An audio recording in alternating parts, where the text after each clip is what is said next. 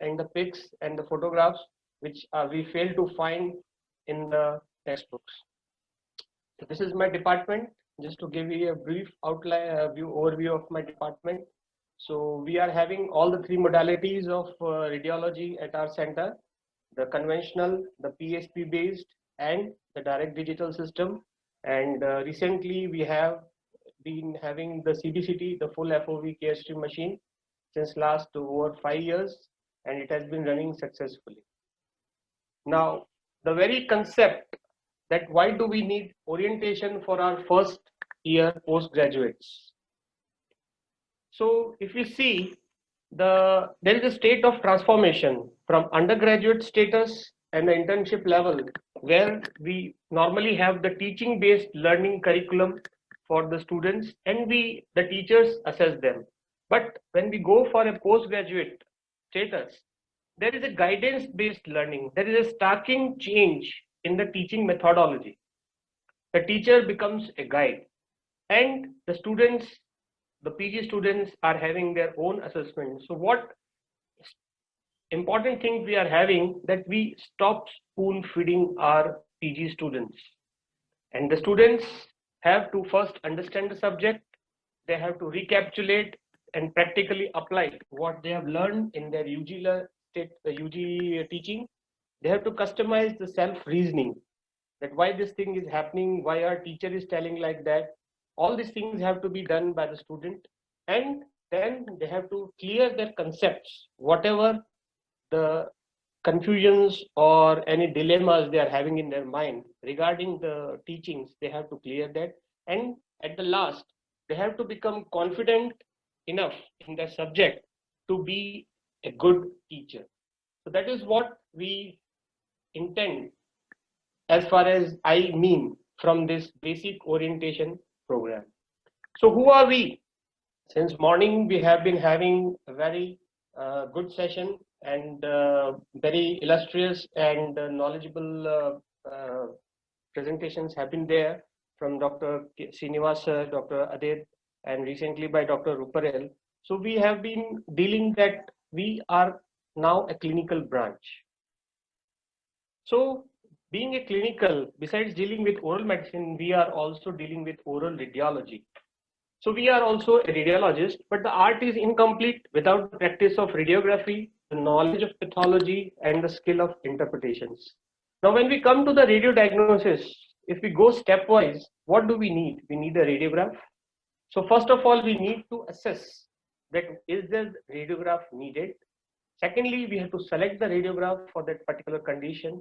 We have to do the proper imaging technique or employ the proper imaging technique. We have to know what are normal, what are variations, the basics of etiopathogenesis. We have to correlate this radiographic finding with our history and the clinical aspects, come to a diagnosis, and then we have to give a radio diagnosis. My dear friends, please don't be afraid to give a radio diagnosis when you are reporting a radiograph. We are a radiologist, we are not radiographers. We are destined to do the diagnosis both by the clinical aspects and radio diagnosis. So please be confident of writing the diagnosis. Now, coming to the need and selection of radiograph, first of all, we should have a rational thinking whether that radiograph is required or not in that particular patient. What is the nature of pathology? What is the site of interest?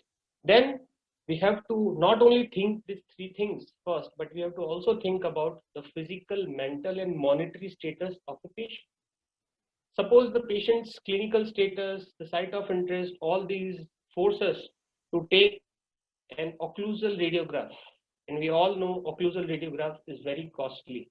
But if we have the technique, if we have the expertise, we can take the occlusal view of that particular area by orienting an IOPA film also. So that is the selection of radiograph, and your acumen comes in. And then of course, whether you can use that radiographic technique for the treatment purpose or for the interventional purpose. So this all comes with the practical knowledge and experience. Now I will be dealing with what the proper imaging requires. Now practical skill encompassing the knowledge of image receptors and radiographic machines, techniques or different radiographic views, image processing, image characteristics, and then of course dispensing. Minded, my dear friends, this dispensing is very important. If you don't dispense a radiograph properly with a report, it is useless. So develop a habit of properly dispensing the radiographs also besides interpretations and diagnosis.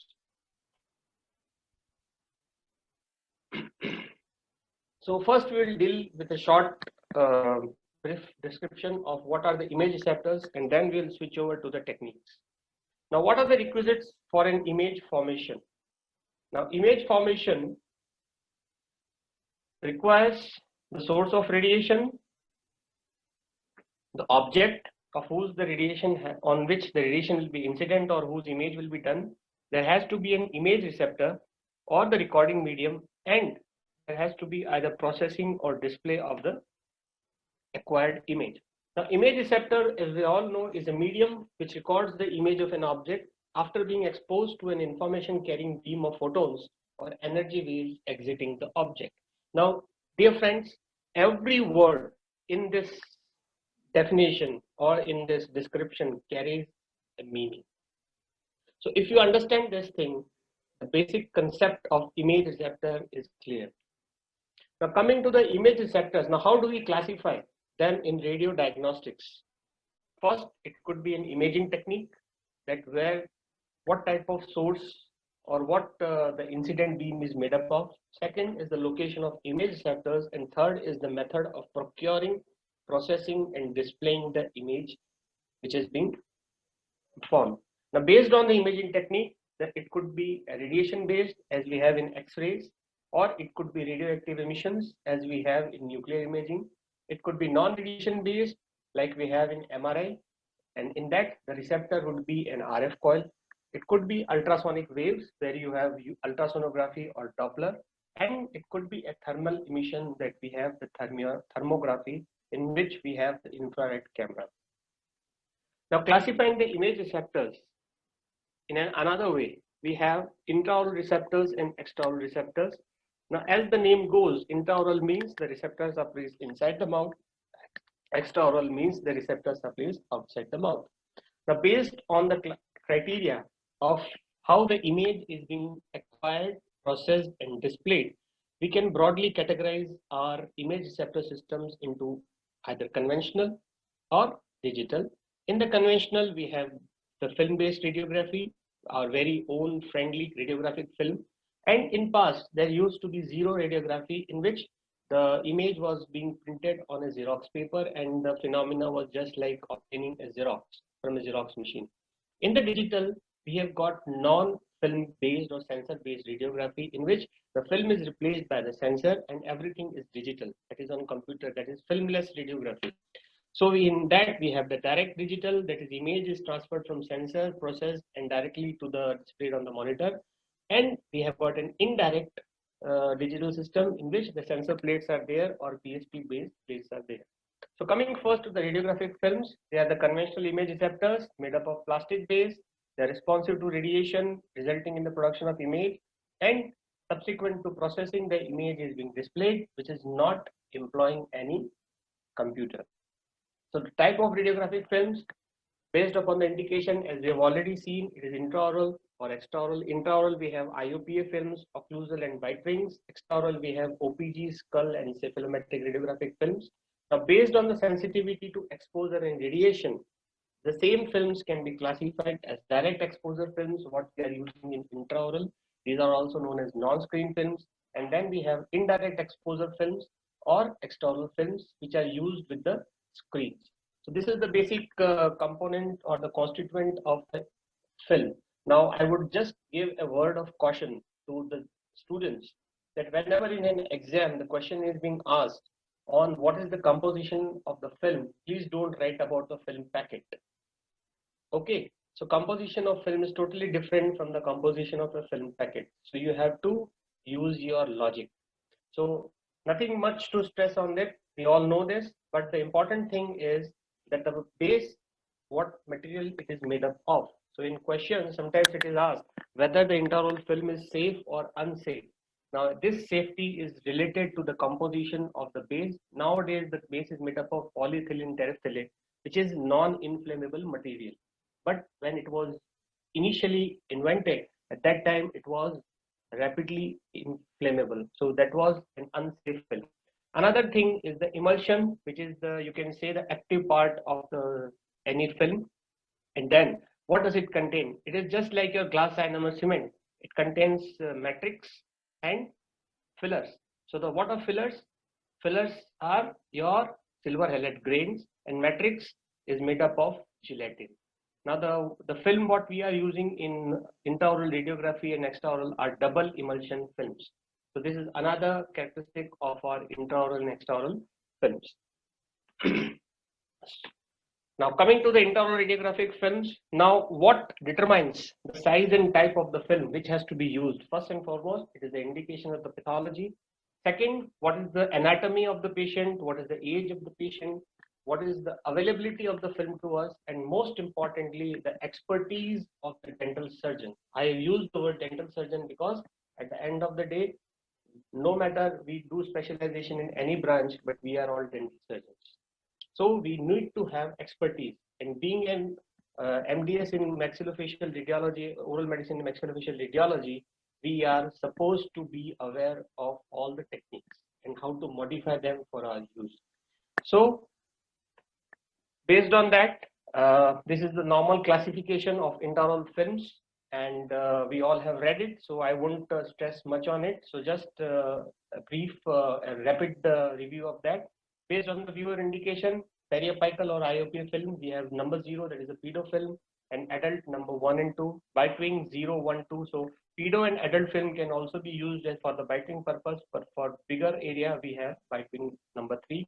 Occlusal film, also known as number 4.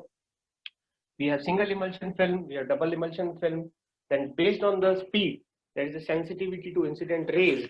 Slow speed A, B, C, then medium D or ultra speed, fast speed E, ECTA, F, inside speed, and hyper speed G.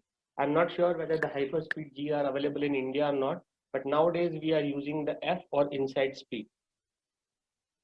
Now, what is the difference? Another question for the PG, which is being normally asked, and many of us fail to give an answer to it. Though we have read it in our final year PG, final year BDS, but we often forget after the exam.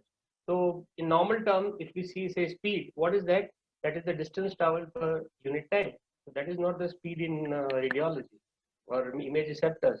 So speed in radiology means the sensitivity to incident rays, and it is inverse of the exposure time. So the fast speed or the E speed requires the half the time that of the D speed, and the D speed requires the half the time that of the C speed. So fast or E speed is faster in sensitivity as compared to D speed or E speed. Now coming to the film packaging, we have number of films in a packet. It could be single, which we normally have, or it could be double. And double, we don't normally have them. It is not readily available in the market. So, but we have used it for duplicating purpose, where we want to retain one film with us and send the other film along with the patient. Now, in this day of digitization, I think it is becoming obsolete. But for the academic purpose, we need to know the difference. Processing, based on the processing, we have got self-developing films, we have got non-self-developing films. Now, the films what we normally use, they are non-self-developing. Self-developing films are available in the market, but they are very costly. They have their own drawbacks, but they are used in those processes which require rapid processing and faster delivery of result, like endo procedures or implants. Then we have got barriers.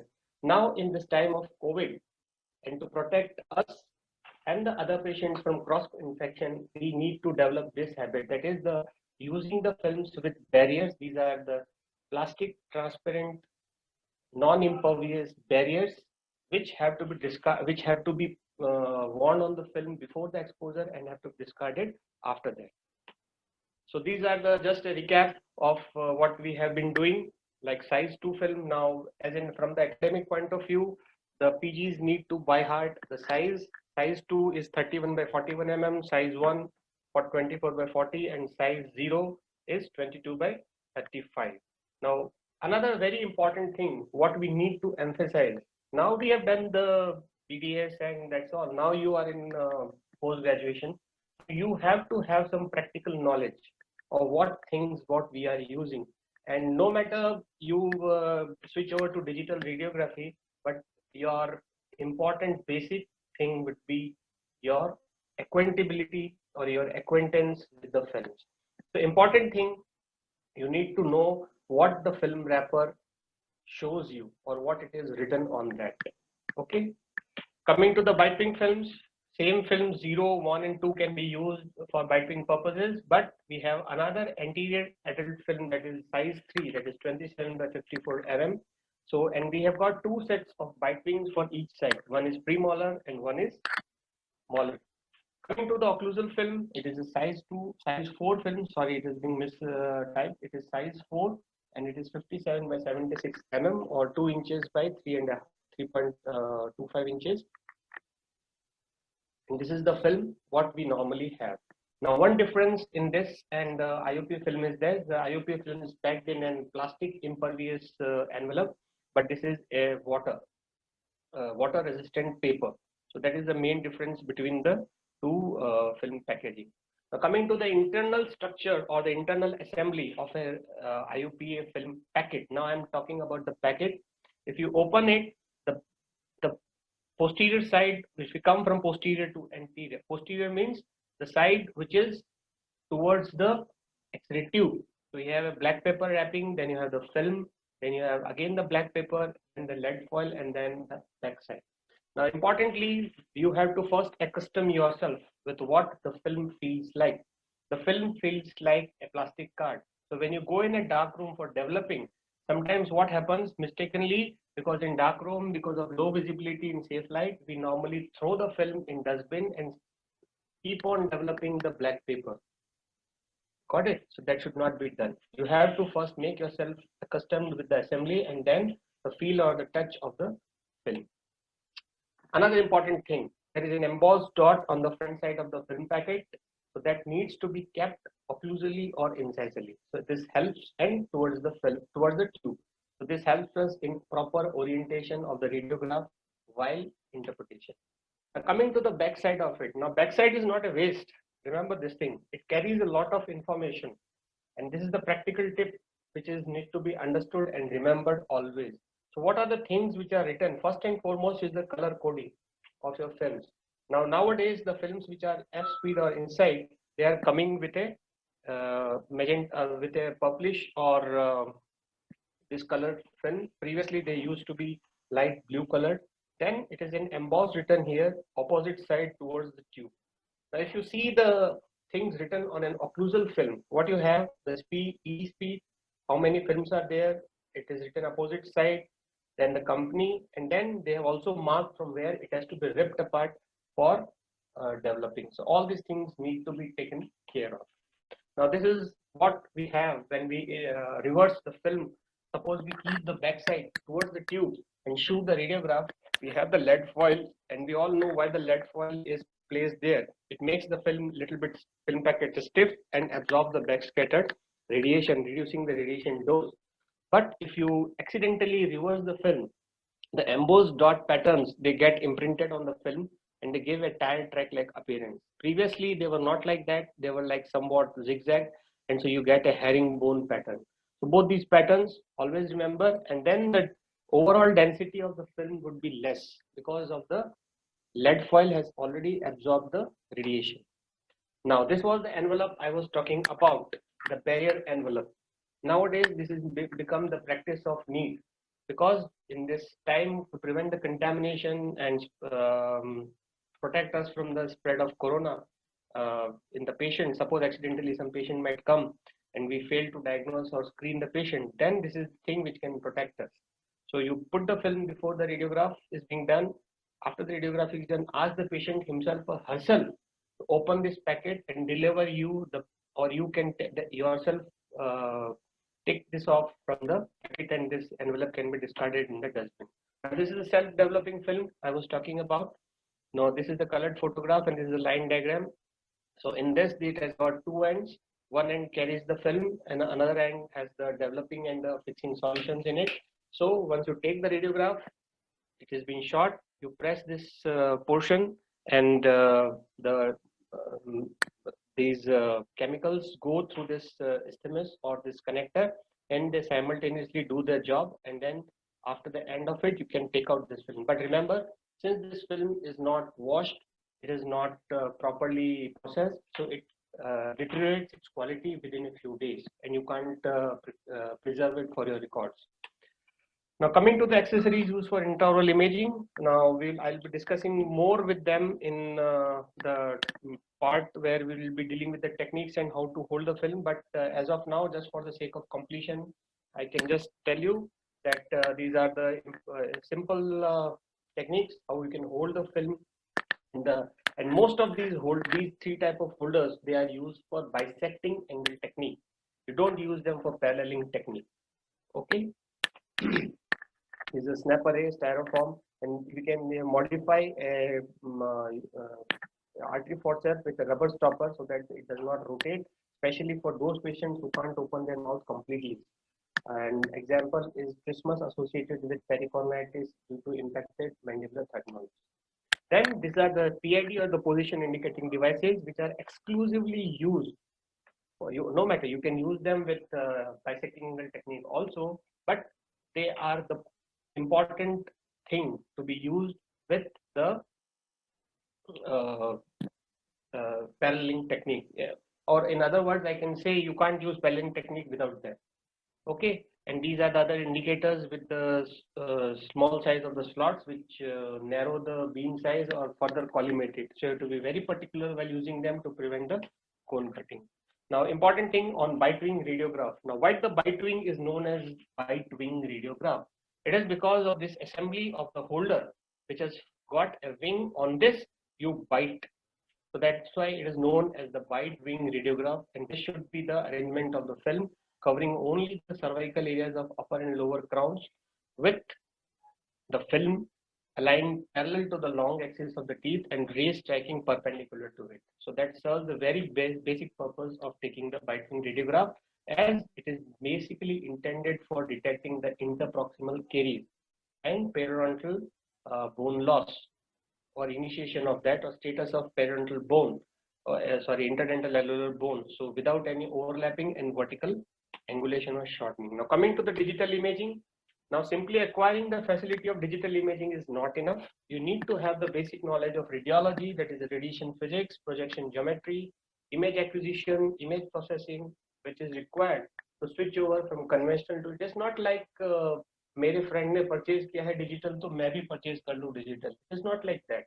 You may have money, you may have space, but if you don't have the skill to do the radiography, it is all failed. It is all in vain. So please develop the habit of taking good conventional radiographs first, and then once you are confident in it, then switch over to the digital radiography.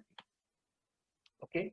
Now, what is the difference between the digital images and the radiograph is that the digital imaging is a method of capturing the radiographic image using a sensor which breaks the acquired data into electronic pixels or pieces, and then it presents and stores the image in the computer.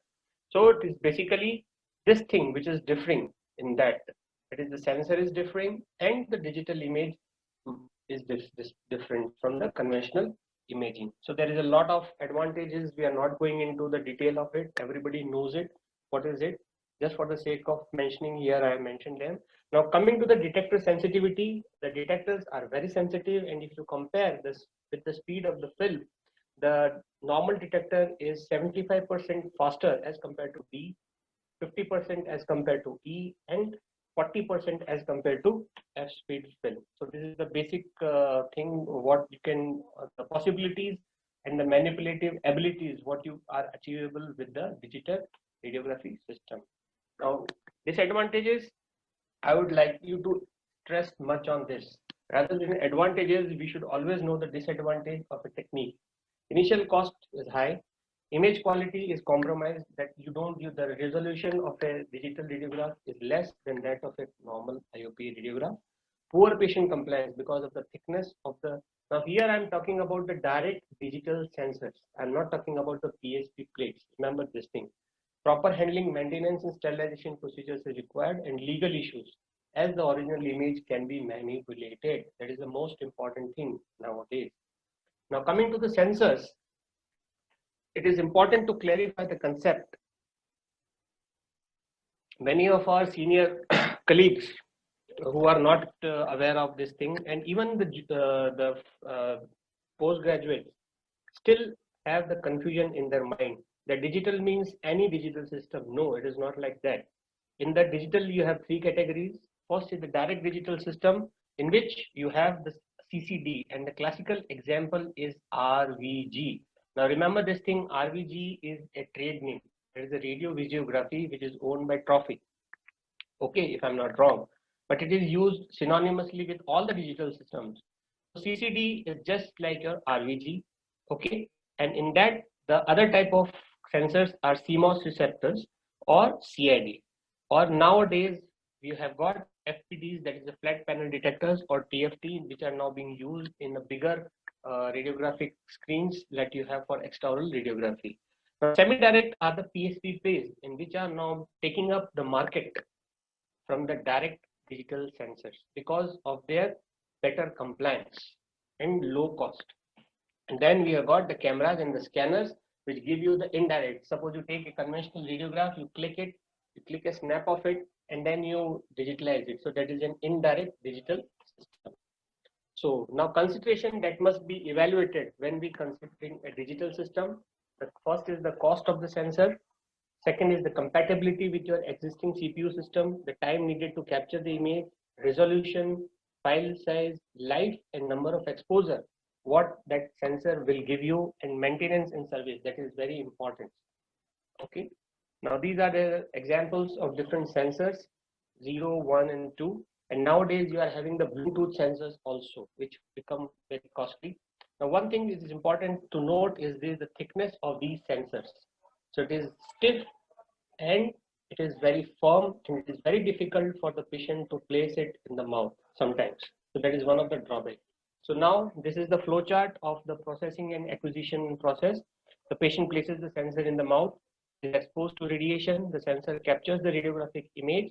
Now the image is transmitted to the computer monitor and the image appears on the screen within seconds. So this is the flow chart of the process, what is being done in a direct digital system. Now coming to the important thing, what is the active area? So active area means the area which is actually acquiring the image and which is delivering that data to the computer for processing. Now coming to the sensor holders, they have got separate customized separate holders which have got a slot for that wire to pass, and the thickness of that sensor has to be accommodated in that. Now coming to the indirect digital system, there is a PSB based system, that is a CR system, what we always call. These are the three different examples. And what you have, this is the plate, which is just like the size of the IOPA film. It is of almost similar thickness to the IOPA film, so it is easier to place. You can even use a snap array holder with that cautiously. And then after you take the radiograph, you insert this film in the slot in this sensor, which senses the radiograph, which senses the data. It is procured on the software, it is displayed on the monitor, and at the same time the previous data or the exposed this thing is erased from the sensor, and you get reuse that sensor again. So it is a little bit time consuming, but low cost maintenance is there as compared to end patient's compliance. So these are the different, and you can see the flexibility of the sensor. Okay, so it can be easy placed in the mouth. So you have even the occlusal size sensors are also there. Okay, we have this system in our college. So this is the basic system what you have in the PSP. So exposure is done, the image is captured, then the sensor is put in the machine, which on one side it reads the latent image, and on the other side it erases the old image and delivers us the fresh sensor with the erased image. So that same sensor can be used again. Now coming to the intraoral radiographic views and techniques. Now intraoral radiography is the backbone of dentistry, as we all know. And again, to reiterate, The choice of the image receptor in view is determined by the indication, oral anatomy, and availability of the receptor, and of course the expertise. Now, these are the intraoral views. IOPE means intraoral periapical, bite wing, and occlusal views. Now, what is desired in a radiograph? Now, minded dear students and colleagues, I am not defining what is an ideal radiograph, because according to me, textbook might display the ideal radiograph, but in clinical practice, you fail to get that.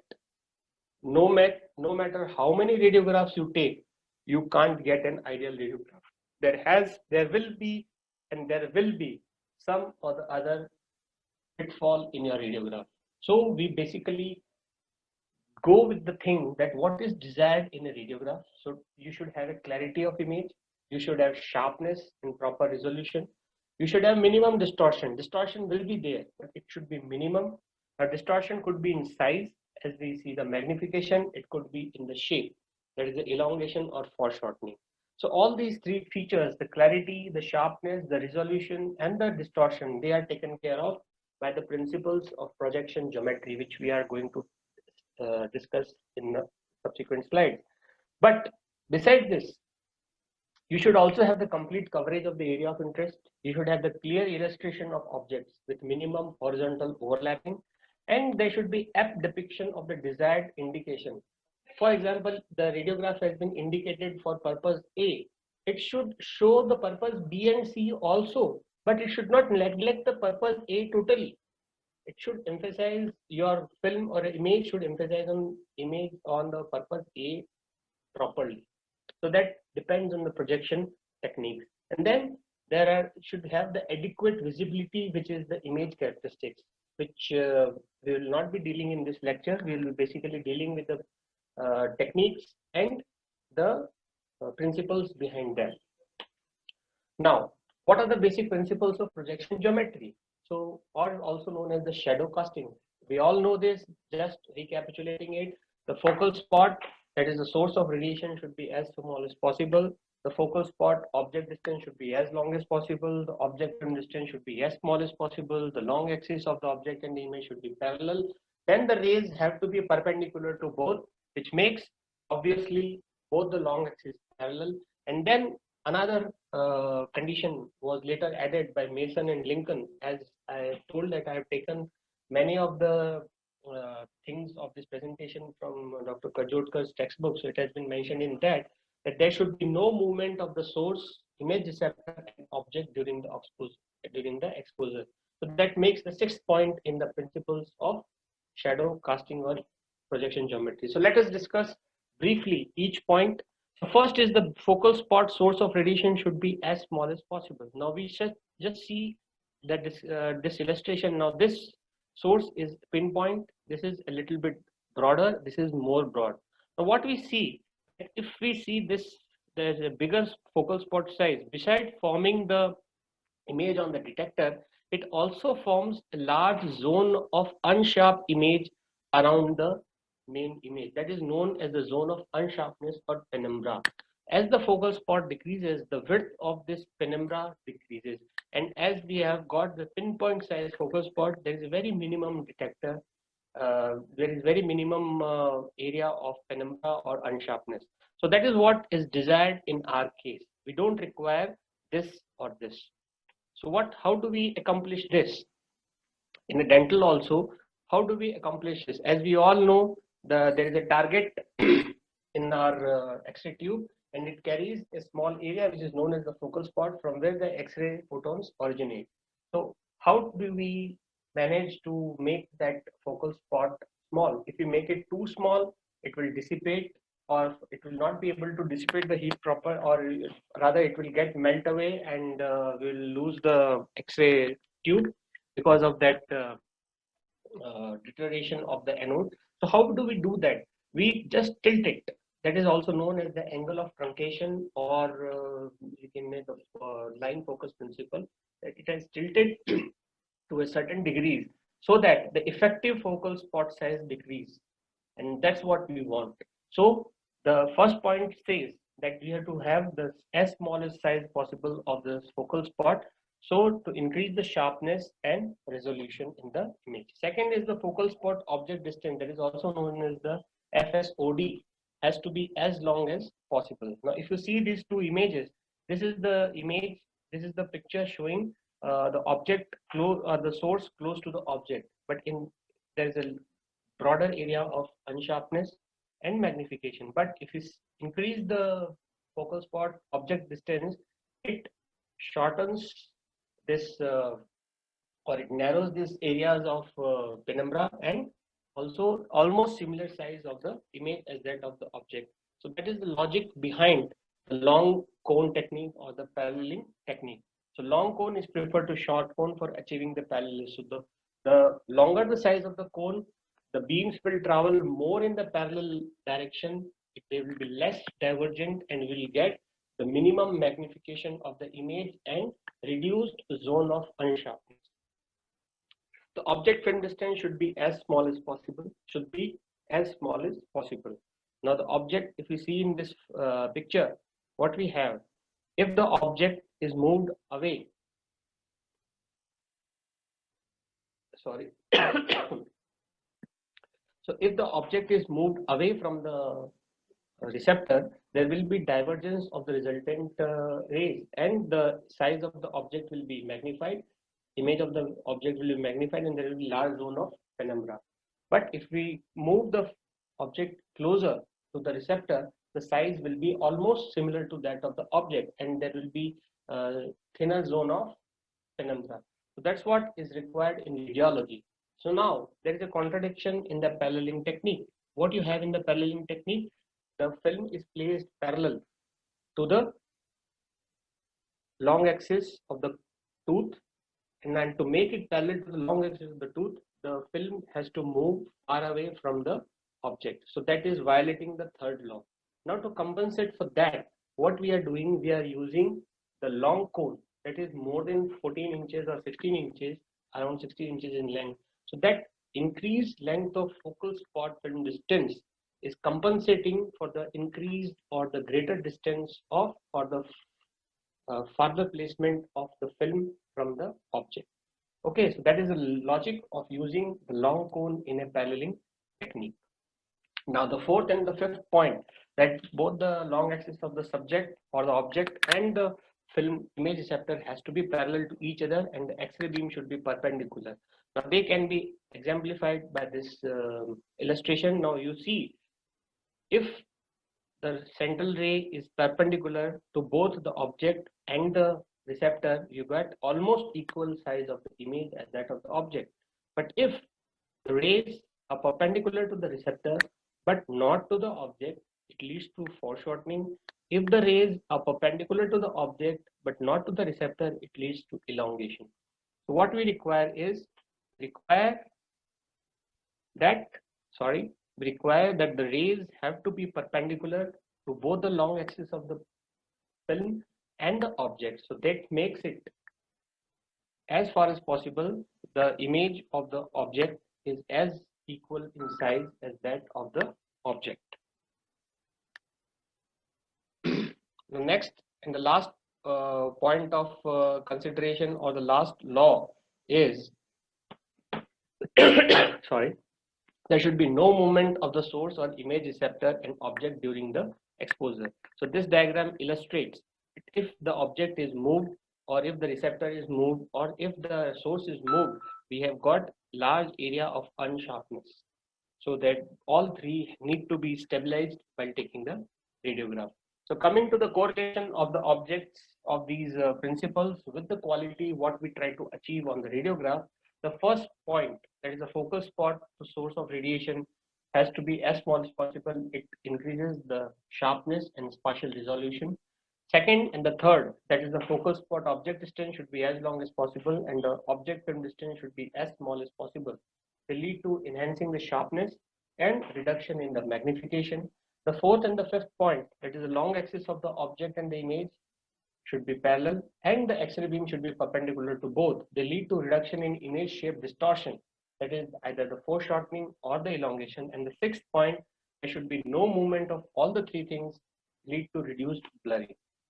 So there has to be a mnemonic how to remember them. So that is by the STOPS, STOPPS. Now coming to the indications of periapical radiography. Now if you see White and Farrow, there is a long list of indications. Okay, so we can by heart them, or simply in my own terms, what I have mentioned is that assessment of clinical status of dental, periodontal, and associated adjacent alveolar bone structures in the area of interest, which can be covered within the dimensions of the image receptor used and view advocated. So they are advocated for diagnosis of pathosis, variations or abnormalities, adjuvant or confirmation imaging. Sometimes you take the external radiograph first and then you require an IOP to confirm it. Then treatment planning of the patient, intra or post treatment evaluation, and then the follow-up. So these are the basic indications where the periapical radiography serves its purpose. Now, what are the requisites of an acceptable IOP view? Again, I have used the word acceptable, dear friends. I have not used the word ideal. Okay. So first and foremost, it has to be properly oriented as per the area of interest. And complete coverage of the crown has to be there, root has to be there in periapical region. What we normally don't do. We have to have covering at least 2 to 4 mm or 1/8 inch of the periapical bone covered in this radiograph, and the occlusal and incisal surfaces should be at least 2 mm apical from the edge of the image receptor, like this. You should have the free surface, or these the coronal surfaces of the crown should have to be at least free from the edge. They should not be impinging on it, otherwise it will be cutting the area of that. Then the tooth structures or area structure of interest has to be in the center of the image. Occlusal or incisal level of all the teeth cover should follow the curvature. Minimum horizontal overlapping has to be there. If it is too much overlapping, then that radiograph is not acceptable. Then almost superimposition of the buccal and the lingual cusp in posteriors. There need not to be too much superimposition. If there is too much superimposition, what does it indicate? It indicates that your radiograph is foreshortened. Now this is the film placement which the fresh postgraduates don't follow or they don't remember. They might take IOPA of the anterior with placing the film horizontal. It is not wrong, but you might cut the root or the crown. So basically from incisors till the canine, you need to have vertical orientation of the film. From the canine or distal to the canine till the third molars, you need to have the horizontal orientation. Now this is the basic thing. Now what can be the exception to it or modification it can be done? A clear-cut example or a very classical example I gave you. You require to take a IOPA of the mandibular central incisor in a patient who is not allowing you to keep the film because of the stiffness, or the patient is getting apprehensive in the floor of the mouth and it is not pushing the film again and again. So what you can do, you can use a pedo film in vertical angle alignment to take the IOP of the mandibular anterior teeth. Nobody is saying that you can't use a number 0 film in an adult patient. Okay, it is not a clear cut or stringent or rigid thing that you should use a pedo film in a pedo patient only. Suppose a pedo patient can't open the mouth properly, or the kid is not having is having very apprehensive or is crying or uncooperative, but at least he has managed to stay. Then what you can do, you want to take the radiograph of the upper anteriors. What you do? You just align the number 1 or number 2 film in an occlusal manner and take the occlusal view of that, a topographic occlusal. So the number 2 film has served its purpose in a pedo patient. So who is denying you? It's all your expertise and your need that is governing you to take the radiograph, and you are delivering the result. You have not done any crime in that. So please be aware of all these things. Now we just come across the important things what I want to tell the PGs. Please make the proper orientation of the radiographs. In all these 3 radiographs, what you see, the orientation of the film is not proper. Okay, and in this, even the crown is cut. In this, the level is not maintained. So you see the posterior most tooth has gone up and the anterior most tooth is going down. So you see the inclination of it should not be like that. In the case of horizontal overlapping, see the amount of horizontal lapping that is being happened in this radiograph. And because of the illusions, radiographic illusions like Mach-Bang effect, it might give you an illusion of a second of a caries, distoproximal caries, which is not there. Coming to the other things, partial coverage.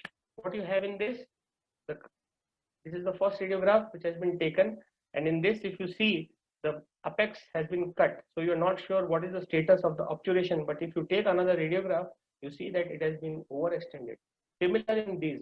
Now, I often tell my PG students, please don't interpret any radiograph which is showing partial periapical, and then they tell, sir क्या फर्क पड़ता है sir, इसका endo treatment तो हुआ है, क्या होगा? It is not the fact.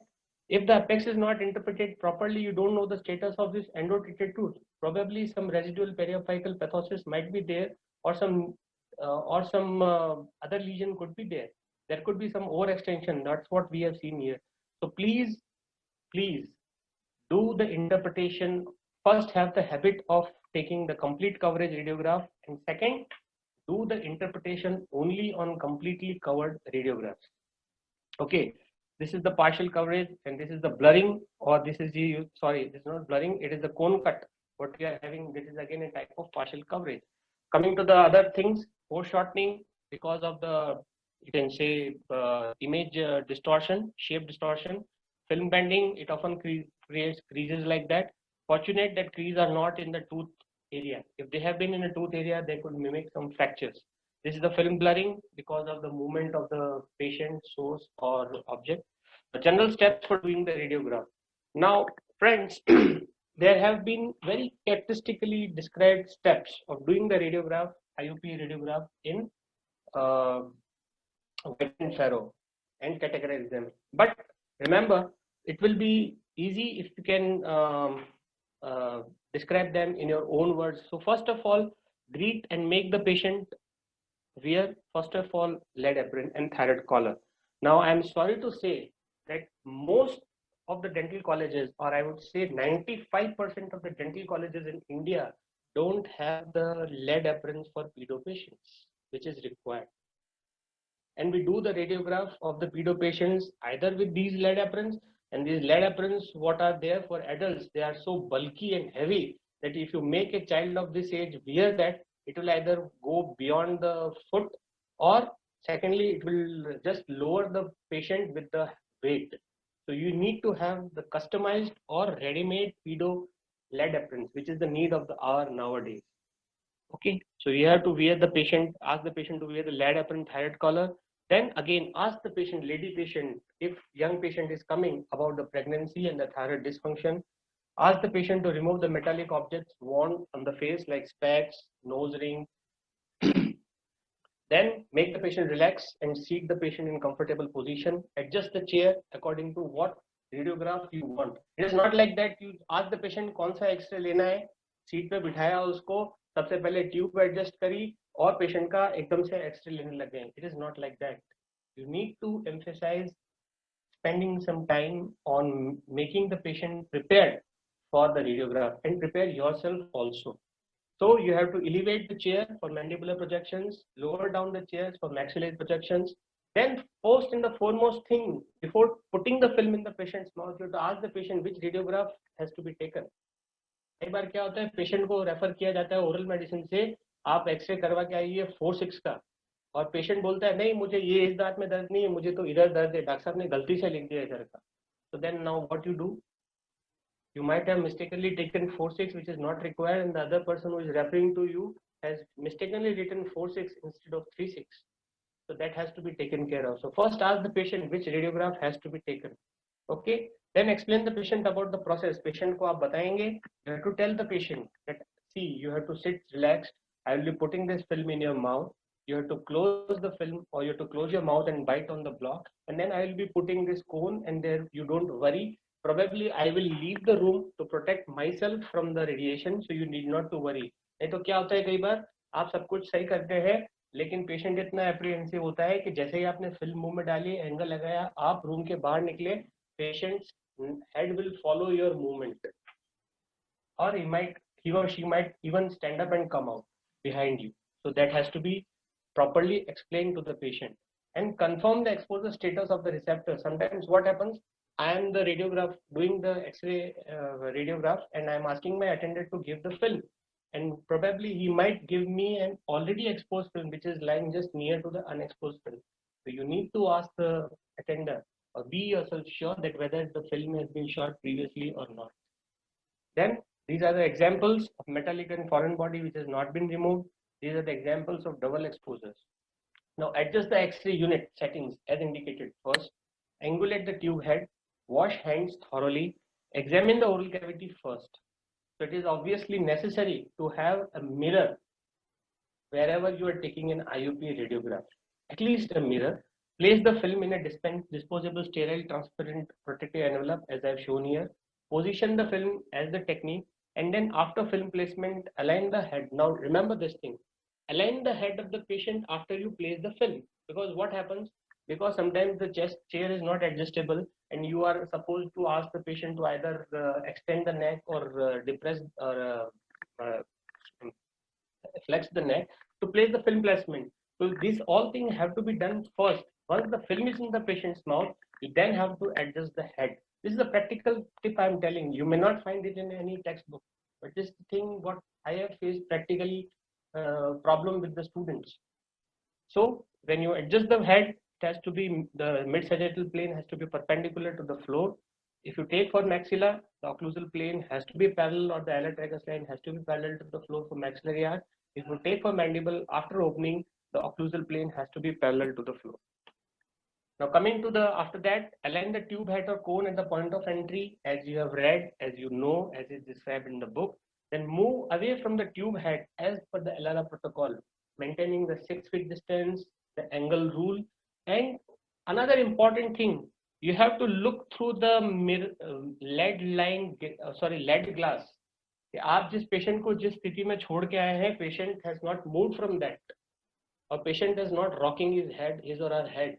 If that is done and you are not looking at the patient after taking the radiograph, you process it and find that it is blurred or it is cone cut because of the movement of the patient, then your entire efforts go in vain.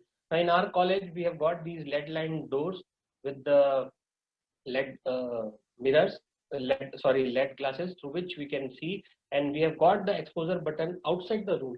So once everything is done, we come out of the room, we close this door, we look through the glass, and we press this button.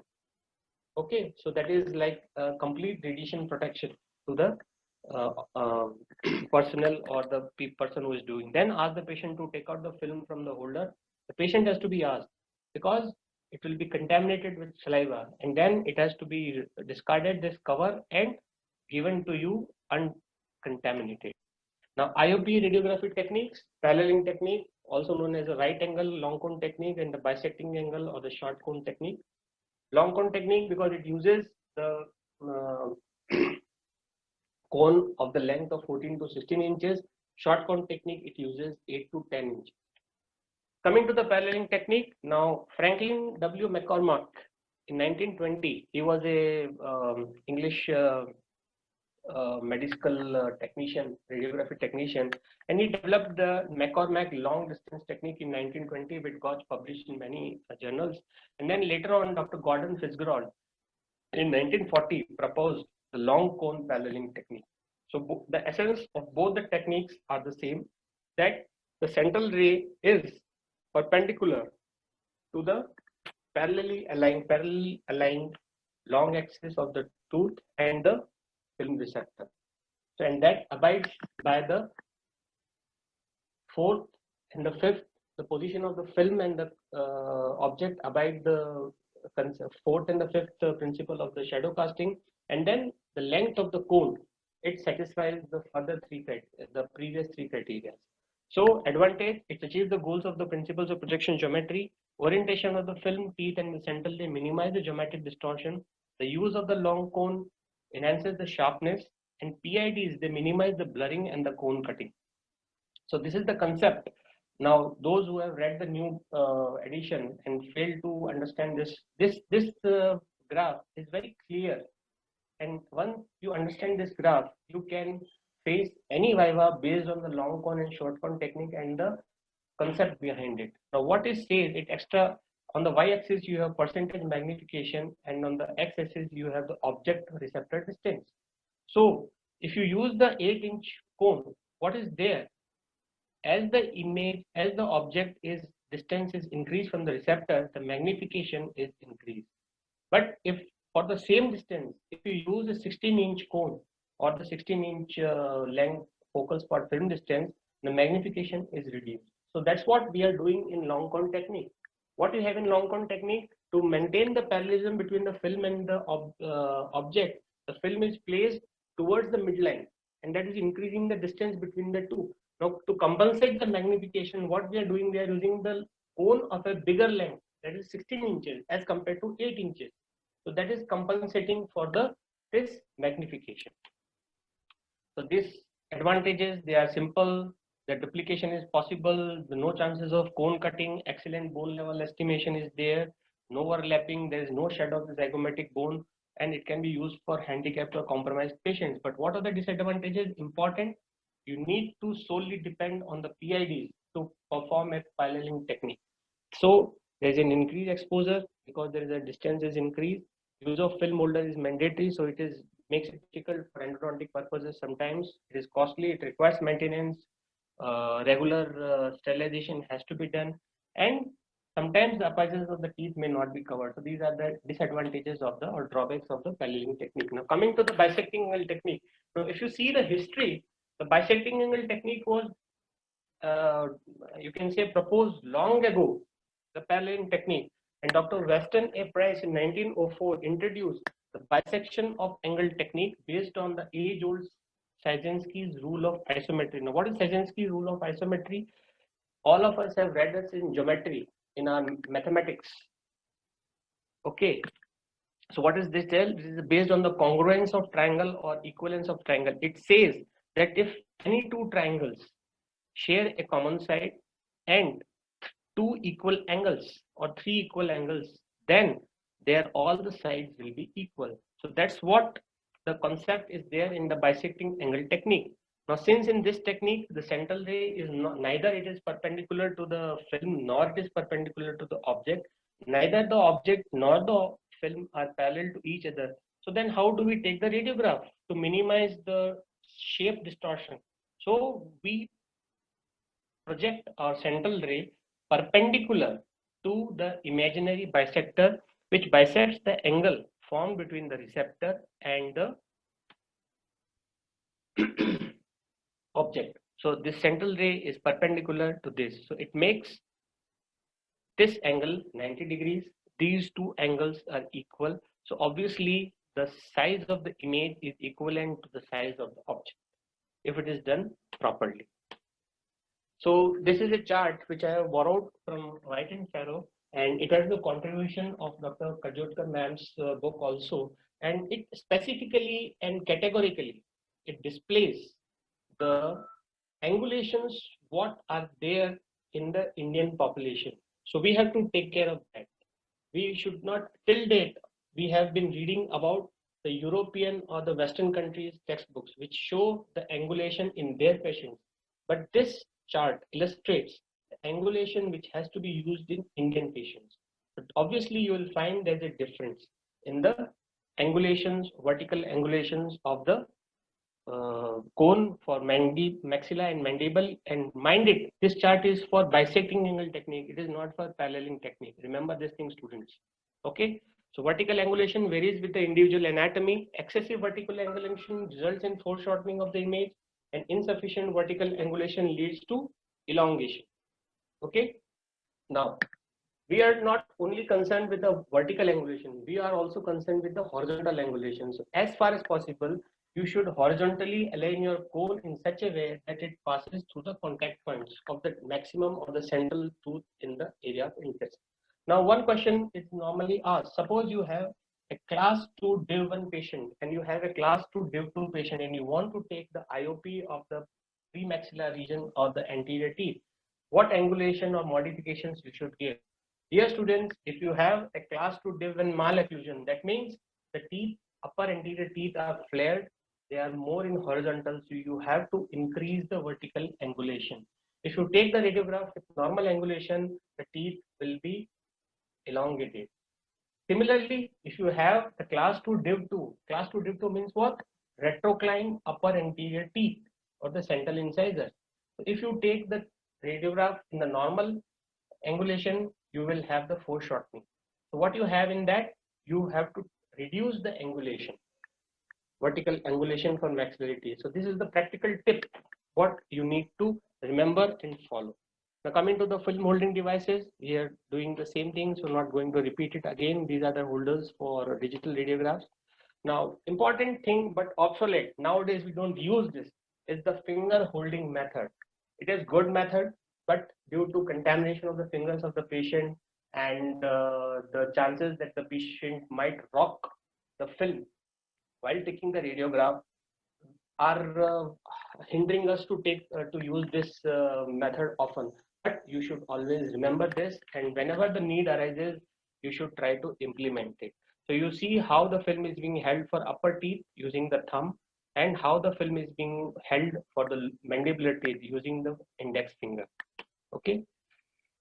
So coming to the advantages and disadvantages, we all know, we have studied it, but just important thing that bisecting angle is simple, it is economical, and it is faster. It does not require any specific modifications or any specific gadgets to be used. But what are the added disadvantages?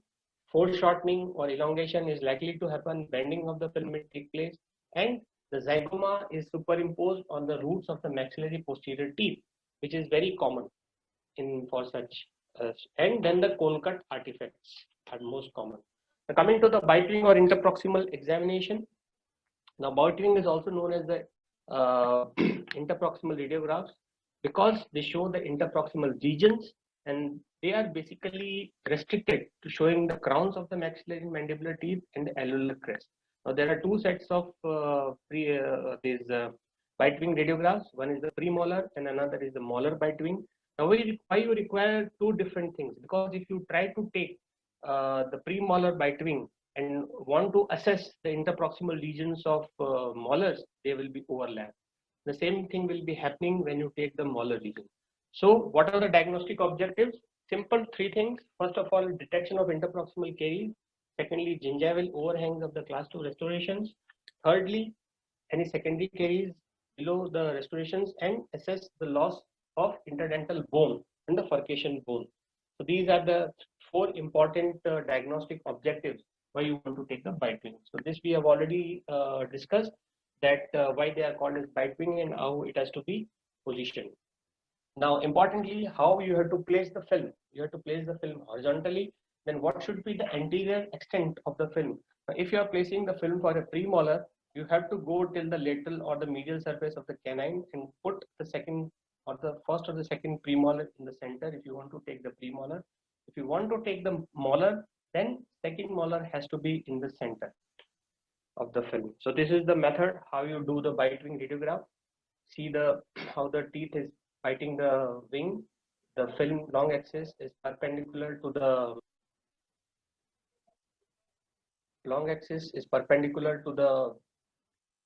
long axis of the film, this teeth.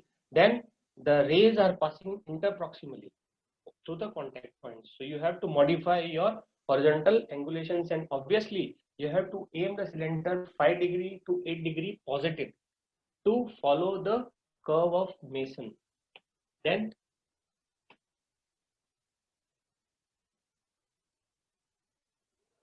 coming to the occlusal radiography. Now, why do we require an occlusal radiography? As the name indicates, it gives us an occlusal view of the maxillary or mandibular arch, and it is like known as bird eye view. This is also known as the bird's eye view. So it gives the overall appearance of the maxillary or the mandibular arch in that. Now, how do you have to place the film? Now, first of all, we have to discuss what are the indications. The simple short description of the indication is any pathology or any indication where you want to visualize the third dimension by 2D imaging is the indication of occlusal radiography. For example, in an IOPA, you have taken an IOPA of a case where you expect an impacted tooth. Now in an IOPA, you can assess only the vertical and the mesiodistal extent of the thing, but you can't assess the anterior-posterior location or the extent of the lesion or the foreign body or the impacted tooth. Now for that, we use the occlusal radiograph, and occlusal radiograph is an important component of cross-sectional radiography or right angle radiology. So this is the radiograph. So both the arches, you have got maxillary and mandibular arches, you have got three types of occlusal radiographs. Anteriorly, you have either topographic or cross-sectional. The topographic view will be that it will give you a broader image of the teeth mimicking an IOP radiograph, but the cross-sectional radiograph will be giving you a buttons view, as if you are viewing only the occlusal surface of the tooth, and it will give you the status of the labial and the lingual cortices. Now remember one thing, it's a practical tip. Don't prescribe injudiciously occlusal radiograph to assess the labio-lingual extent of any pathology in maxillary arch. Remember this thing. If you want to assess that, CBCT is the best thing, or CT scan. Why I'm telling this? Because as compared to the mandibular arch, the maxilla is an inclined arch. And no matter how much angulation, vertical angulation you give on the cone, it will show you it will fail to give you the exact labio-lingual or labio-palatal extent of the pathology. Okay, because in the mandible, the cortices, the labial and the lingual cortices are almost vertical. So even if there is the slightest of the expansion, you will get a clue of it, or even if the tooth is moved labially or lingually, you will get a clue. But that is not easy to assess in a maxillary occlusal view.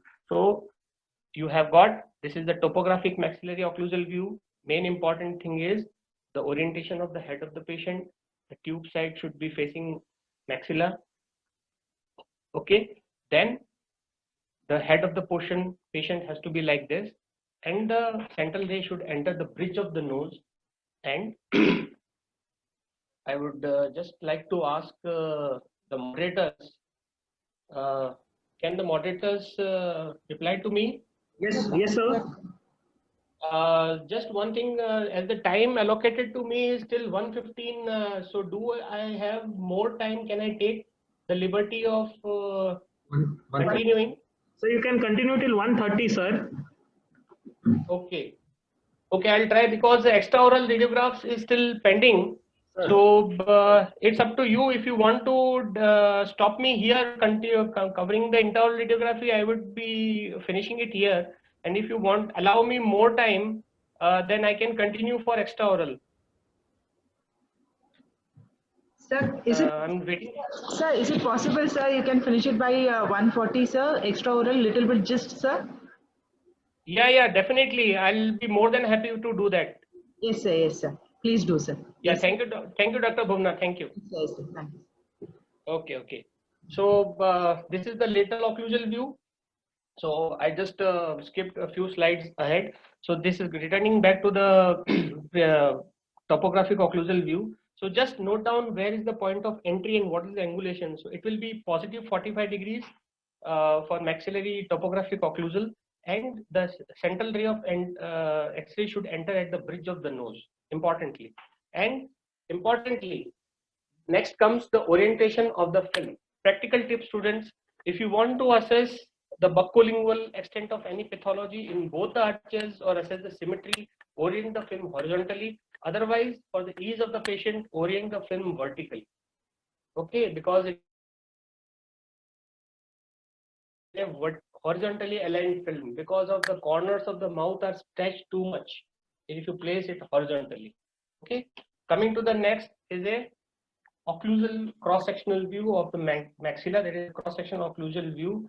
In this, what you have, you can see the angulation. It is more vertically aligned, and it is entering at the you can say the uppermost part of the bridge of the nose, that is at the nasion. Okay, at the junction of the nasion with the just below the nose nasion. So you can appreciate the difference in the appearance. Coming to the lateral occlusal view, same alignment of the patient, but the position and the point of entry of the cone changes, and the angulation also. It is 2 centimeters below the lateral canthus of the eye and positive 60 degrees.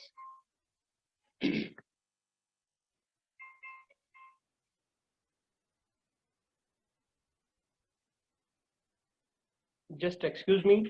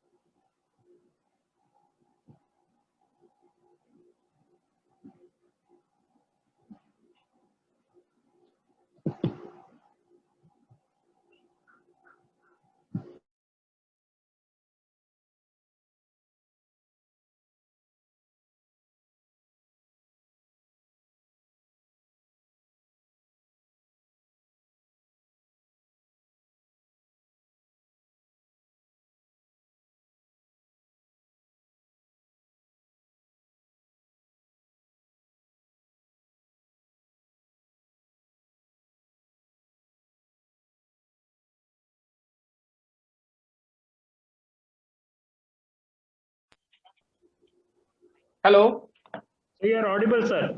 Yeah. Sorry for the interruption. Okay. So switching over to the mandibular views, occlusal views. You have got the topographic mandibular occlusal view. Now, important indication for this in the common practice is when we want to assess the symphysis or the parasymphysis fractures. Okay, so it is very useful view for that. In OPG, you get the overlapping of the fractured lines and you're not able to assess it properly.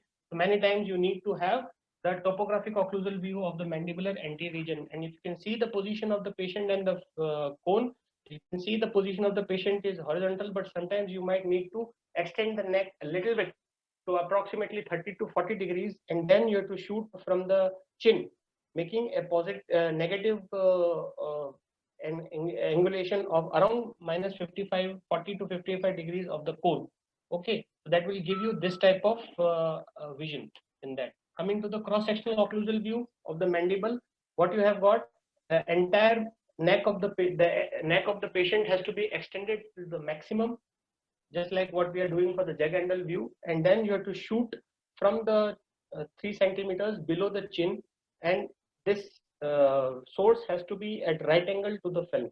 So that will give you this type of extent. Now, if you can appreciate this view and the topographic and the cross-sectional view what we had in maxilla, you can appreciate easily if there are any changes in the buccal and the lingual cortex in the mandibular arch, but they are not so well depicted in the maxillary arch.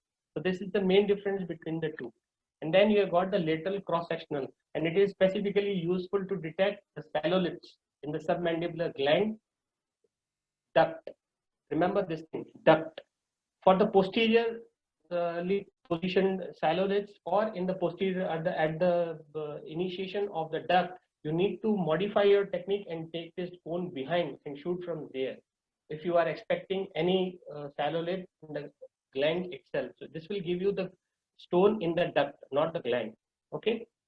Now coming to the radiographic examination of the primary dentition, complete radiographic examination, 8 radiographs required, 2 occlusal view giving you the mimicking the IOPs, 4 posteriors and 2 bitewings.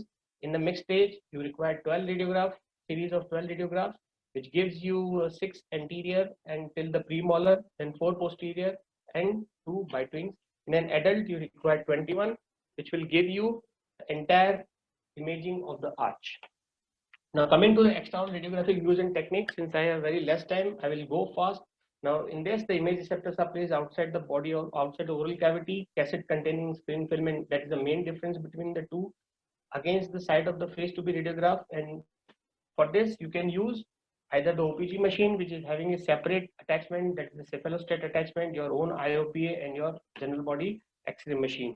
So indications, we all know, any indication in which the pathology is exceeding the size of the film or the image receptor intraoral film, and secondly, the patient can't open his or her mouth, and thirdly, the film can't be placed inside the mouth, and fourthly, for the certain locations which can't be radiographed in IOPA like TMJ, PNS and skull bones. Coming to the drawbacks, Now, because of the projection geometry used in the extraoral radiographs and the image receptor systems, you are having magnification and distortion. They are inborn. You can't avoid them. Then details are not well defined due to screen. Poor resolution will be there. The patient might feel claustrophobic because the patient has to be left alone in the closed room and the increased radiation exposure. Extraoral films, they are image receptors which come in different sizes. Remember this thing, OPG or the panoramic film has got a separate size that is 5 inches by 12 inches or 6 inches by 12 inches. You can't do OPG on any other sized film. Remember that thing. So what are these are the extraoral films and accessories, intensifying screens, cassette, grids and lead markers. Due to shortage of time, I won't take too much time on this. Now this is the image receptor system for a mind it. It is a conventional extraoral radiography. It is not a digital one. So this is the cassette. This is the front type. This is the back side. So it is a closed image receptor system which contains the screens on both the sides and the film is placed in between that. Okay. Now these are the intensifying screens. Now intensifying screen are the phosphors made up of, previously they were of conventional material, but nowadays they are coming with the rare earth material. So what they do, it is the sum of the effect of these are made up of phosphors. And what is the property of the phosphor? That when any incident X-ray falls on X-ray photon falls on them, these phosphors liberate many photons of visible light. So ultimately the X-ray film is exposed by the summation effect of both the X-rays as well as the visible light they are emitted from the intensifying screen material. So it intensifies the phenomena and the overall radiation exposure is reduced. So you have to take care of the this thing entire thing assembly, and importantly you have to use the blue X-ray films with the blue sensitive screen, blue sensitive films with the blue screens, and the green sensitive films with the green screen. You can't do mismatch between the two. That is an important thing. Okay. Now coming to the next, that is the grids. Now they have become obsolete now. But what are the grids? They are something like this objects which are having alternate radio opaque and translucent lines or materials in them, which allow only the primary radiation to pass through them. They just block the scattered radiation. And what the scattered radiation do? They do the fogging of the film and they deteriorate the image quality. So second question is, where is the grid placed? It is placed between the object and the film. It is not placed between the source and the object. Important thing. Okay. Now this photograph has been taken from an old textbook of radiology, and many of us have not seen these. What are these? These are the stationary grids, which our teachers have shown us, but unfortunately we couldn't show it to our students because we don't use them. What we use nowadays is this. That is the Potter-Bucky grid or the diaphragm, which is placed in the. Now remember this thing, students. Important thing. Our latest extraoral machines or the machines what we are using, OPG machine which is having extraoral, they don't have the grids. Important thing. The grids are there in this general body X-ray table, which is where you place the film. There is a grid just in between the slot. So what does it do? If you don't use the grid, you get this type of image. These are the grid lines or the aliasing artifacts, what we get because of the projection of the grids if you don't use the Potter-Bucky diaphragm. Okay, so importantly, it comes in a short note, and many of you might have faced this short note in your BDS final exam. What is Potter-Bucky grid? So this is the place where you find the Potter-Bucky grid. Okay. Now these are the film holding devices. What we normally have, we have got the cephalostats in the machine, extraoral OPG machines, but this is the conventional X-ray machine having this type of film holding, which has to be made static. Now importantly, most important thing which we normally forget, we forget to place the lead markers. Now, in which radiographs the lead markers are indicated? They are mostly indicated in those radiographs which give us AP और PA view, जिसमें ये जरूरी होता है कि जब आप patient का एक्सरे लें उसके पहले आप राइट साइड में राइट का लगाएं और लेफ्ट साइड में लेफ्ट का लगाएं. नहीं तो एक्सरे लेने के बाद, रेडियोग्राफ लेने के बाद में अगर आपने लेड मार्कर नहीं लगाया है तो बहुत मुश्किल है कि आप आइडेंटिफाई कर पाएंगे कौन सी साइड राइट साइड है, कौन सी साइड लेफ्ट है. लेकिन अगर आप लेटरल व्यू ले रहे हैं उसमें लेड मार्कर लगाने का कोई मतलब नहीं है, क्योंकि both the sides will be overlapped on each other. Remember this thing. Okay. Now coming to the extraoral planes and lines, importantly, mid-sagittal plane has to be perpendicular before taking the radiograph. Then infraorbital margin or the line has to be parallel, interpupillary line has to be parallel. Important planes in the lateral profile, which you should always remember before taking the lateral radiograph or any radiograph. This is the important occlusal plane, FH plane. This is the FH plane, that is from the auricular point to the base of the infraorbital margin, and then there is a canthometal line. So there is always a gradation of 10 degrees, 10 to 20 degrees between the canthometal line, or sorry, the canthometal line and the FH plane. Okay. Now these are the requirements for your external radiographs. You require a minimum X-ray machine of 65 kVp. Then besides all these things what you have discussed, there has to be a distance. For the skull radiography, you need a minimum distance of 3 feet or 36 inches. But for the cephalograms, mandatorily you need to have 5 to 6 feet distance, or 150 to 180 centimeters. If you don't have that distance, your radiograph is magnified and it is not suiting the purpose. So importantly, you need to maintain that distance. Coming to the important thing, how do you classify them? Now I will go fast because I think I have only 10 minutes left and I have to cover the too many slides. So importantly, external radiographs, they are based on mandible views, skull views, zygomatic arches, paranasal views and TMJ views. Now importantly, इसका मतलब क्या है? अगर मैं mandible view बोल रहा हूँ तो इसका मतलब ये नहीं है कि मैं स्कल में से मैंडिबल निकाल के उसका रेडियोग्राफ लूंगा और बाकी का सारा स्कल मैं नहीं लूंगा, ये नहीं है. इसका मतलब ये है कि मैंडिबल मेरा सेंटर में रहेगा in the film. Okay, and it will be, the rays will be directed accordingly. Now coming to the mandible views, very commonly used is the PA mandible. So first see the view, what it looks like. Okay, then we will go for the how the patient position. Important thing, the forehead and nose touches the image receptor and the central ray passes between the angles of the mandible parallel to the canthometal line. That is the point of entry. Okay. So this is indicated basically for evaluating the mediolateral extension of any pathology or fracture or trauma in the mandible, importantly. Secondly, don't use this radiograph for assessing the subcondylar fractures, because in the TMJs are not assessed in this radiograph because of the superimposition of the mastoid processes. So it is not indicated for that purpose. Okay. These are the different pathologies. Another modification is a rotated PA mandible view, which we normally take for xylogram of parotid gland, in which we just rotate the mandible. Okay, and this technique is given only in the Freni Kajodkar ma'am's textbook.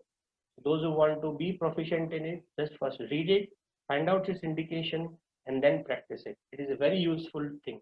Okay, coming to the lateral oblique. Now it is a very friendly radiograph, and every postgraduate is expected to know this, because you can take this radiograph in a clinic also if you have a cassette of 5/7.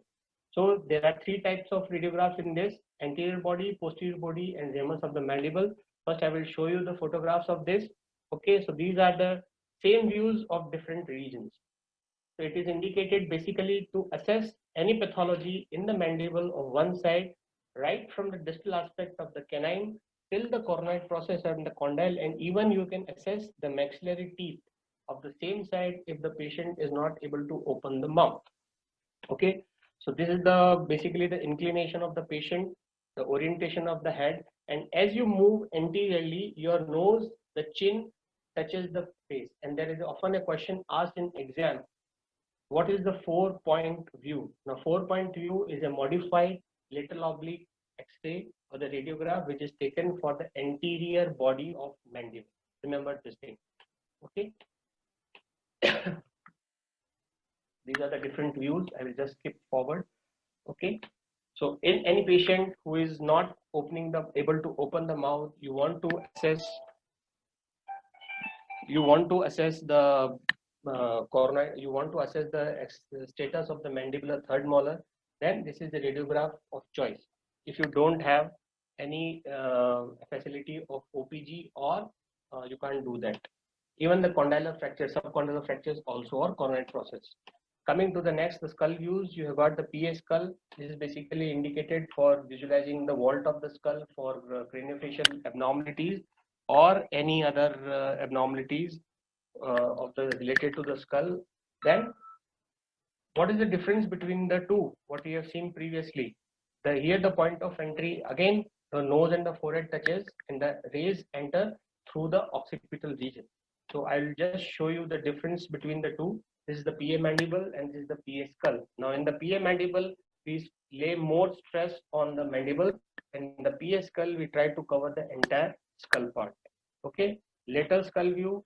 Here is the lateral skull view. It is the complete anterior-posterior coverage of the skull. Now, how does it differ from the classical lateral ceph? In the lateral ceph, you normally have the frontal profile of the patient, and we don't go to that much extent, posterior extent. We just have limit ourselves till the image of the cervical spine.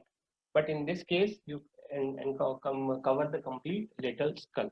Okay, so these are the indications. Coming to the cephalograms, I won't go into the history, but some practical tips. First and foremost, the normal position of the patient and the distance. Now, this is the diagram which shows that the distance from the X-ray source to the patient's mid-sagittal plane is always the same, 60 inches or 5 feet. You can't reduce it, you can't increase it. Secondly, the NHP, that is the natural head position of Frankfurt plane, has to be parallel to the floor. The cervical vertebra needs to be covered. Magnification has to be less than 10%, approximately 5 to 7%, and patient should be in centric occlusion, and anterior border of the film should be placed such that the soft tissue outline has to be properly imaged. Okay. Somebody is disturbing me again and again. Okay, so now we come across, this is the lateral ceph. Okay, and everything is important. You have the frontal profile, you have the scale which is pointed in the nasion pointer, you have the coverage of the cervical spine. Then these are the errors in lateral ceph which we normally do, and we often get the repeat radiographs from the Department of Ortho in our respective colleges. So in this patient, the NHP is not attained. In this, the soft tissue profile is cut. In this, there is an open mouth. So before giving the printout, first be assured of the bite. और next नहीं तो आपके जो colleague हैं ortho department में उनको बुला के पूछिए कि ये रेडियोग्राफ सही है, and then give a printout of it. Okay, this is the perfect overlapping is not observed. Then this is a long face. Patients may come with the long face and you may cut the chin part. So again, this is a common error. So this is the difference between the two radiographs. This is lateral skull view. This is the lateral ceph view. So you should make out what is the difference between the two. Coming to the PSF, it is mostly done to assess the asymmetry in frontal profile for orthognathic cases, and nowadays for research purpose, the people are doing it for viewing the frontal sinuses. Okay, so in this, what is the position of the patient? It is just like what you have in the PA skull or PA mandible, but in this, only the nose touches and the canthometal line is 10 degrees above the horizontal. Okay, so this is the position. So this is the difference between the position of the patient in 3 radiographs. Okay, PA skull, PA ceph, and PA mandible. Now coming to the reverse down view, very nice radiograph. You have to be practicing in this radiograph, and the advantage of this radiograph is it demonstrates the subcondylar fracture of both the TMJs in the same slide. But provided the patient should be able to flex the neck forward and open the mouth. If the patient is not able to open the mouth, now what advantage do we get in this? This radiograph is always done. Another important thing, this radiograph is always done in open mouth position. Now what does the open mouth do? When you open the mouth, the condyle comes forward and it comes out of the superimposition from the mastoid process and comes out of the glenoid fossa. So that is an advantage what you get in this radiograph. Okay. Somebody is disturbing me again. So this is the position. Now coming to the submental vortex, very good radiograph. Now in this is the one of the radiograph which is taken antero-posteriorly. It is an AP radiograph. See the extension of the neck, and the modification of it is known as the jug handle view, because it appears as if there are two jugs holding a pitcher, And what modification you do in this, you reduce the exposure parameters. So once you reduce the exposure parameters, only the bones are visible, and it is basically and only indicated for evaluating the fractures of the zygomatic arch. As you can see here, there are comminuted fractures. And you can see this. This is a rotated jug handle view. Of course, sometimes this arch overlaps on the cortices of the skull. So you might need to rotate the head of the patient to evaluate the comminuted fractures. Coming to the paranasal sinus view, there is a long list of paranasal sinus view, but important things, these are the two views. Now this is the PNS view. In this, we open the mouth of the patient, so we evaluate the frontal, the maxillary, the ethmoidal, and the sphenoid sinus. But in the PNS view, normal PA Waters view, we don't open the mouth. So in this, the sphenoid sinus is not evaluated. Coming to the position, preferably we maxillofacial radiologists do this radiograph in a standing position, but the general radiologists do in a supine position. I will tell you what is the difference between the two. This is the position of the patient. Neck is slightly extended, with the nose tip around 2 centimeters away from the central receptor, from the image receptor. Now, if you see the example of a maxillary sinusitis, if you have the standing position of the patient, the rays would go parallel to the fluid level, and you will get this type of fluid level in a PNS or a PA Waters view. But if you make the patient supine, the rays will go through the accumulated pus or the fluid, and you will have the generalized radio opacity. What it is indicated for this radiograph? Normally it is indicated for evaluating the maxillary sinusitis. If you have a full-blown maxillary sinusitis, you will have the uniform opacification of the sinus. If you have a subclinical sinusitis, you won't get any appearance. Then coming to this is a basic logical explanation how the pathologies in the maxillary sinus give. If you have a fluid, it will give you a concavity facing upwards. If you have got a polyp or a soft tissue growth, you will have a convexity facing upwards. Secondly, if you have a malignancy or an aggressive growth in the maxillary sinus, besides opacifying the entire maxillary sinus, it will also lead to erosion of the borders, and it might go into the orbit. Okay, so that is the difference between a benign and a malignant lesion. Like in this case, there is an erosion of the borders. You can't appreciate the margins or the sides of the maxillary sinus. Then in the maxillary trauma, you have got very good role of this, and these are the McGregor-Campbell lines. Because of paucity of time, I can't discuss them. But if you have a practice on them, it will be nothing like that. Then you got the lateral sinus view. I will skip it off. Important another view what we have is the lateral sinus view, which we normally don't do, many of us, because it is not written in the textbook. But you may do it, and the best radiographic film on which you can do is your occlusal film. Remember, friends, occlusal film gives us a good resolution, and you can use it for your nasal bone fractures. Okay. Now, last is the TMJ views. I'll just take 2 more minutes and complete the presentation. TMJ views, very easily done nowadays without much radiation exposure to the patient, not much time consuming. So all the machines, latest your OPG machines have this mode of TMJ view where you can evaluate the open and closed position of both the TMJs on the. So the middle 2 images are the open positions, and the outside images are the closed positions. But what is the disadvantage? You can just appreciate the location of the condyle in relation to the articular eminence and glenoid fossa. That's all. You can't appreciate a subtle change in the morphology. Now for that you require the TMJ views, and these are the transcranial views. Now as the name indicates, transcranial, the rays pass through the cranium. Okay, so this is the position of the patient and the cone. So it is positioned either from posteriorly above the ear or anterior to the ear, but downward angulation of positive 25 degrees, and it is centered to the opposite side condyle. So the film is placed on the opposite side condyle, and you get this type of image.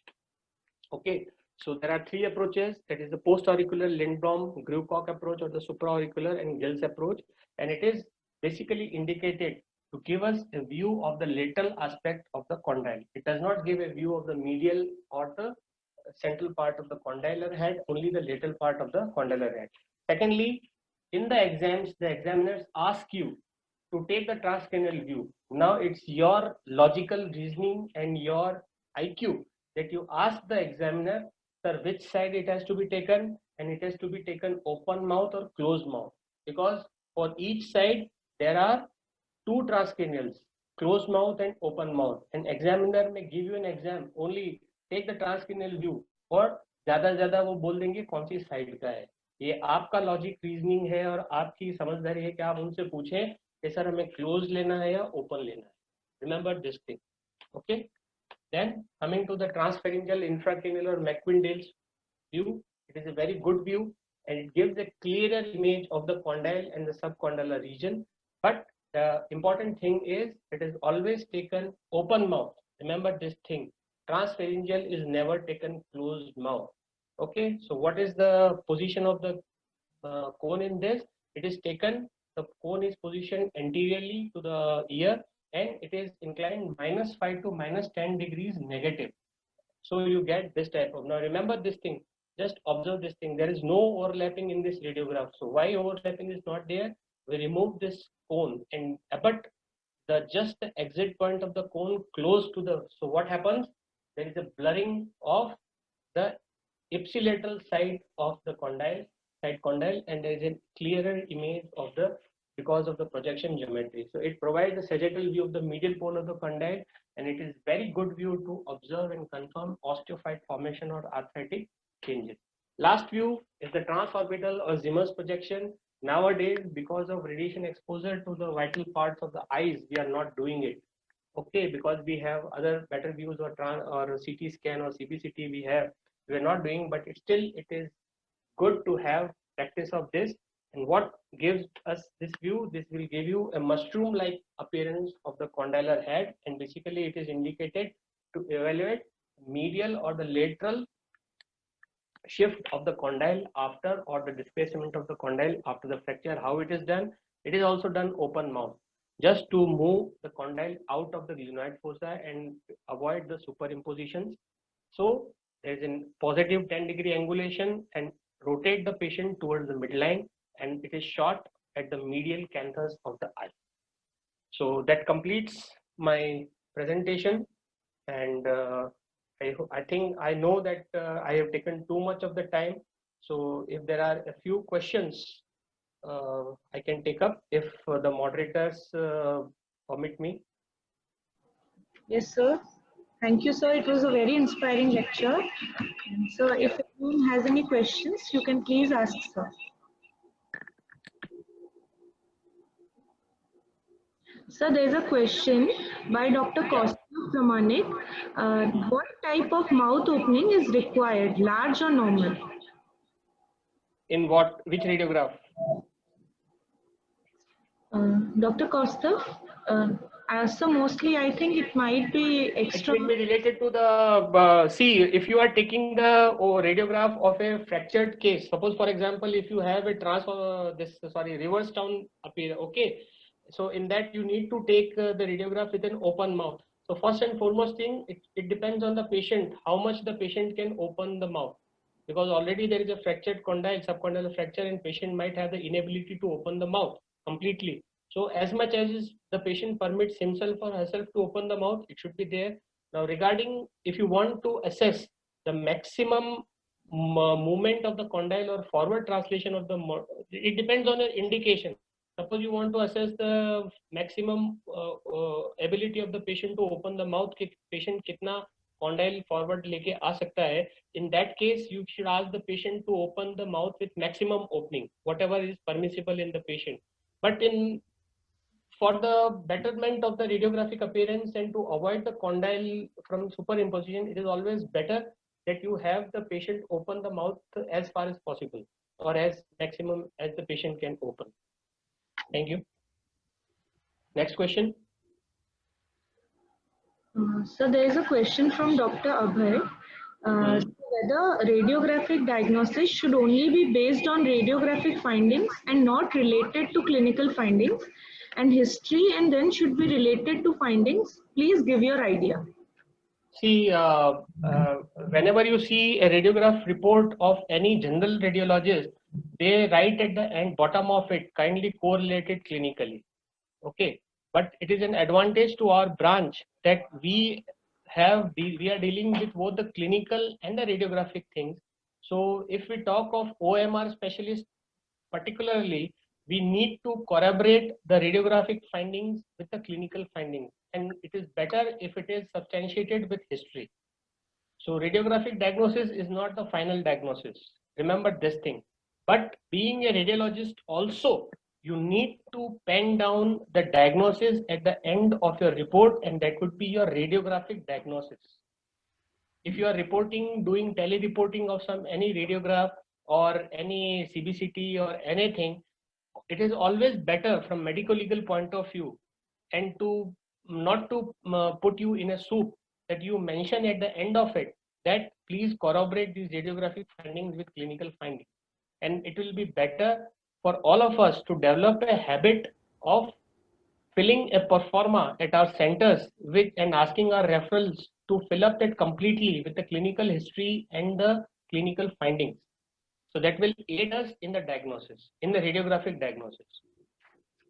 I think that should serve the purpose, my answer. Yes, sir. Thank you, sir. Thank you very much, sir. And thank you for... Thank you, Bhavna. Yes, sir. Thank you, sir.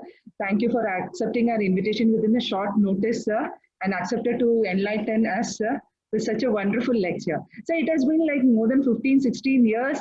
I have been sitting for your first day of my PG for your lecture, sir. Thank you, sir. The same enlightenment which I received, I hope all my postgraduates would have been enlightened with that, sir. Thank you, sir.